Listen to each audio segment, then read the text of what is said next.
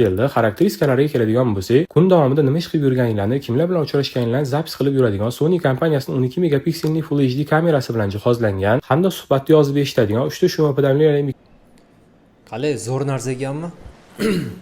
To'g'ri, zamon rivojlanyapti, sivilizatsiya, texnologiyalar rivojlanyapti, mikrochiplar paydo bo'lyapti.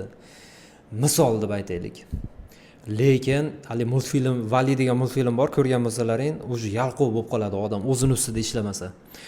Bu holat, hozirgi texnologiyani ko'rsangiz, bu haqiqiy xotirasini yo'qotgan psixlar uchun zo'r yordam beradi, yaxshi narsa. Lekin siz psixmas tursiz. Shunchaki odamlarning ismini esingizdan chiqarib qo'yganingiz bu kasallik emas, balki vitamin yetishmovchiligi bo'lishi mumkin.